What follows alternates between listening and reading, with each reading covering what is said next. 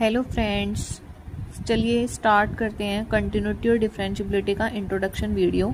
तो ये है एक्सरसाइज 5.1 और यहाँ हम सबसे पहले सीखेंगे कि कंटिन्यूटी क्या होता है।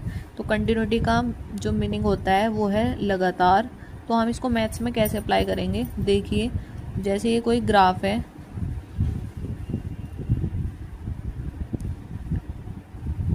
ग्राफ है, और हम जानते हैं कि ये साइन एक्स का ग्राफ है।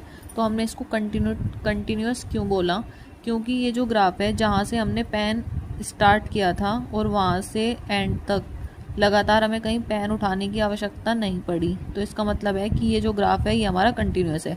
और अगर ऐसे ही हम डिसकंटिन्यूटी का कोई ग्राफ देखें तो डिसकंटिन्यूटी का ग्राफ होता है ऐसे, जैसे कि मैंने ये ग्राफ चलाया और यहाँ पे मैंने थोड़ा ब्रेक ले लिया और उसके बाद मैंने अपना स्टार्ट किया ग्राफ।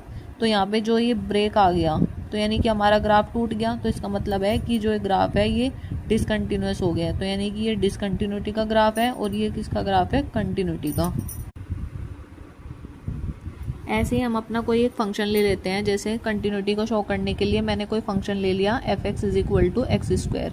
तो हम क्या क्या करेंगे, देखो जैसे ये है f(x) को हम y मान लेते हैं। तो यानी कि एक हो गया x और दूसरा हो गया y।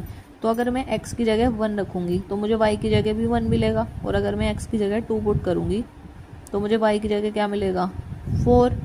x की जगह मैंने 3 पुट किया तो y की जगह क्या मुझे मिल गया, 9। तो अगर मैं इसका ग्राफ प्लॉट करूं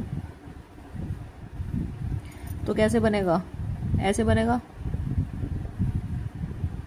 और जो कि आगे वैल्यू रखते जाएंगे और ग्राफ बढ़ता चला जाएगा। यानी कि ये भी कैसा ग्राफ है, एक कंटिन्यूस ग्राफ है। x की वैल्यू पुट करते जाएंगे और y की वैल्यू हमें मिलती चली जाएगी। तो एक ऐसा ग्राफ जो कहीं पर भी ब्रेक नहीं होता है उसे क्या कहते हैं हम, कंटिन्यूस ग्राफ। तो कंटिन्यू